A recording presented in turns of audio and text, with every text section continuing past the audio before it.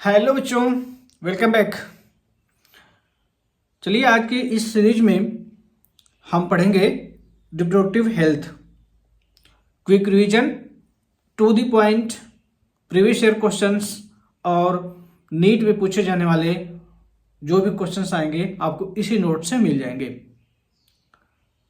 ये reproductive health जो है ये 2 क्वेश्चंस का वेटेज रखता है, मतलब 8 नंबर। और पूरी जो नीट का पेपर है वो विदाउट रिप्रोडक्टिव हेल्थ के 2 से 3 क्वेश्चन के बनेंगे ही बनेंगे। और ये मैचिंग टाइप क्वेश्चन इसमें ज़्यादा बनते हैं।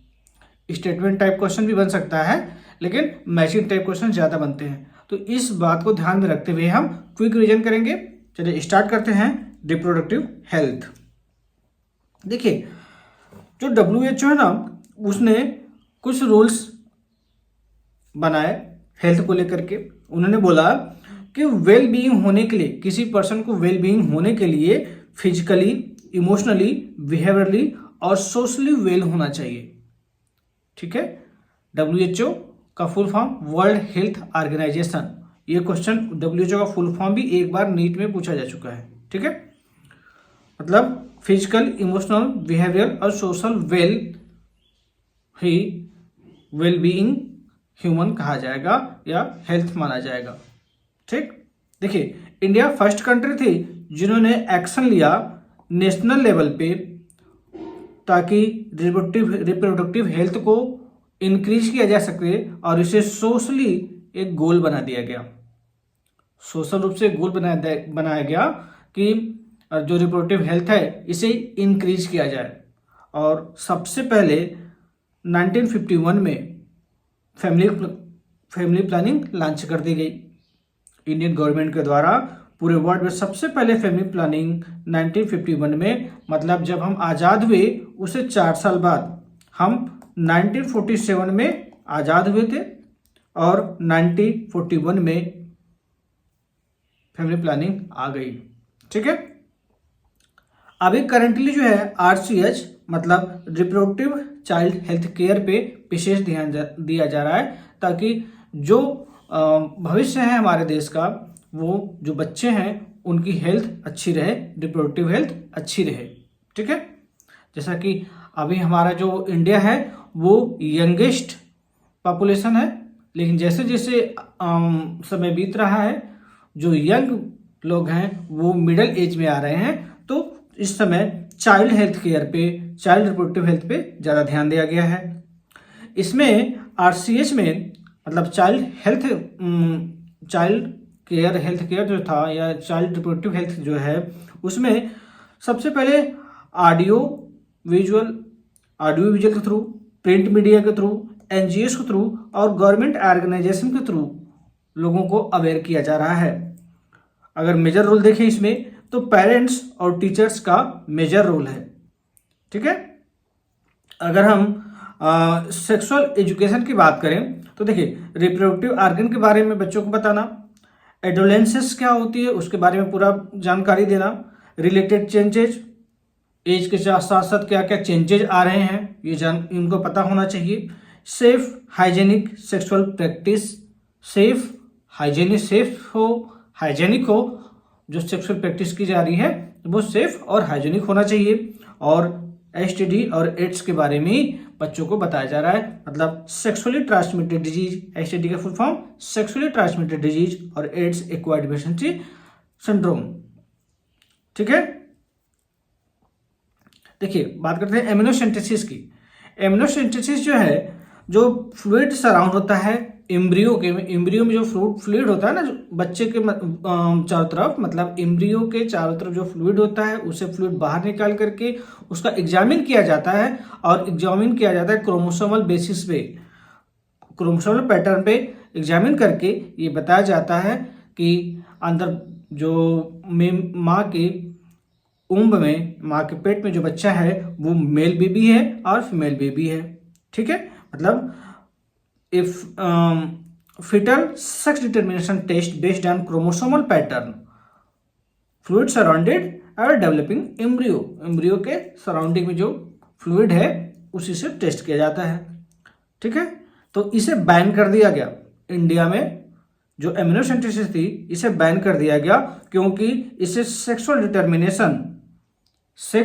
डिटर्मिनेशन को पता करके फीमेल फर्टिसाइड्स किया जा रहा था, मतलब भ्रूण हत्या किया जा रहा था।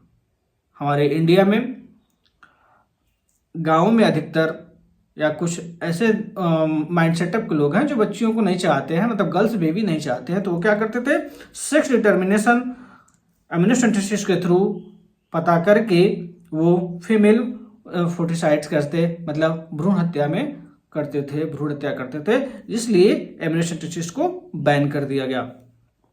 ठीक है, अगर हम पॉपुलेशन की बात करें तो अकॉर्डिंग टू 2011 सेंसस, मतलब 2011 सेंसस की बात करते हैं, जब जनगणना हुई थी, ठीक है, तो उसमें ये देखा गया कि जनरली लेस देन 2% से कम ग्रोथ रेट थी पॉपुलेशन की, उसका जो लेस देन 2% से कम थी। ठीक है, इसका लेकिन उसके साथ साथ पॉपुलेशन जो है रैपिडली ग्रोथ हुआ, उसके बाद जो है पॉपुलेशन रैपिडली ग्रोथ हुआ और डेथ रेट कम हो गए। इसका कारण था मैटरनल मोर्टेलिटी रेट को कम करना और IMR और इन्फेंट मोर्टेलिटी रेट को भी कम कर देना। इन्फेंट मोर्टेलिटी रेट और मैटरनल मोर्टेलिटी रेट दोनों ही कम हुई। इसके साथ साथ increases in reproductive age of people, जो हमारे देश में अधिकतर जो पॉपुलेशन है वो यंग लोगों की है, तो उनकी एज में जो रिप्रोडक्टिव एज है उसमें भी इंक्रीज हुआ और इंक्रीजेज इन हेल्थ फैसिलिटी भी इंक्रीज हुआ, जिससे कि मोर्टिलिटी को, चाहे इन्फेंट मोर्टिलिटी हो चाहे मदर मोर्टिलिटी हो, ठीक है, दोनों ही कम हुआ और इंफ्रास्ट्रक्चर्स डेवलप हुए, मतलब हेल्थ फैसिलिटीज डेवलप हुई और रिप्रोडक्टिव एज भी डेवलप हुआ। तो इससे क्या हुआ, जो पॉपुलेशन थी हमारे इंडिया की वो इंक्रीज करती चली गई।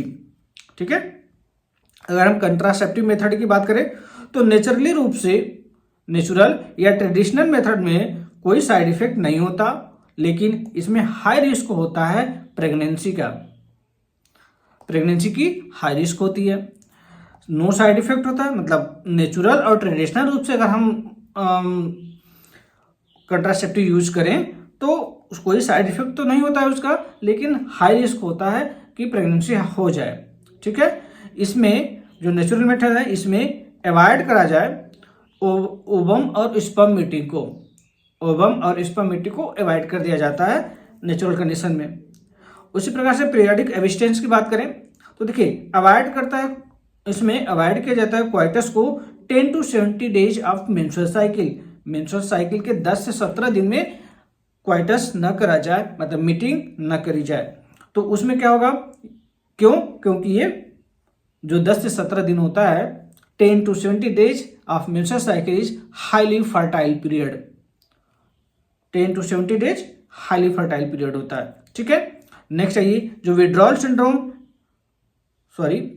विड्रॉल या क्वाइटस इंटरप्शंस की बात करें हम वेरियर मेथड में या कंट्रासेप्टिव मेथड में हम बात करें विड्रॉल या काउंटर इंटरसेप्शंस में, तो इसमें जो मेल पार्टनर होता है ना वो इजैकुलेशन से पहले अपने पेनिस को वेजिना से बाहर निकाल ले।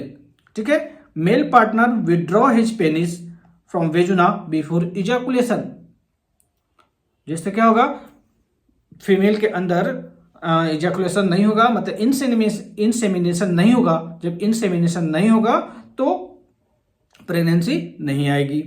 ठीक है, नेक्स्ट बात करते हैं लैक्टेशनल एमनूरिया। ठीक है, लैक्टेशनल एमनूरिया की बात करते हैं तो देखिए इसमें क्या होता है, जो माँ होती है वो जब ब्रेस्ट फीडिंग करा रही होती है, लैक्टेशन करा रही होती है, तो उस दौरान मेंस्ट्रुअल साइकिल और ओव्यूलेशन एब्सेंट होता है। ठीक है, जिसमें प्रेगनेंसी के चांसेस नील या बहुत कम हो जाते हैं, जीरो, जो प्रेगनेंसी के चांस है वो जीरो हो जाएगा या ना के बराबर हो जाएगा, और ये हाईली फेल्योर रेट होता है, मतलब इसमें जो है प्रेगनेंसी नहीं ही आती है, लेकिन फिर भी ये एक ऐसा नहीं कहा जा सकता प्रेगनेंसी नहीं आएगी, क्योंकि चांस होता है, लेकिन हाईली फेल्योर रेट ज़्यादा होता है। ठीक है, इसमें देखिए ओवुलेशन और साइक्लिक चेंजेस इसमें नहीं होते और जब लैक्टेशन हो रहा होता है। ठीक है, देख नेक्स्ट बात करें ब्रेस्ट फीडिंग की, तो इसमें भी जो ऑलमोस्ट नील होता है प्रेगनेंसी चांसेस और हाईली फेल्यूर रेट हाई होता है। ठीक है, नेक्स्ट बात करते हैं बैरियर मेथड की। देखिए बैरियर मेथड में प्रिवेंट किया जाता है फर्टिलाइजेशन को। फर्टिलाइजेशन मतलब स्पर्म और ओवम को मिलने को ही रोक दिया जाए। ठीक है, तो इसमें क्या होगा, ये prevent physical meeting of ovum and sperm in cervix में ही मतलब सर्विक्स में ही स्पर्म को न जाने दिया जाए। फीमेल सर्विक्स जो होता है उसमें स्पर्म को ना जाने दिया जाए तो ओवम से स्पर्म मिलेगा ही नहीं।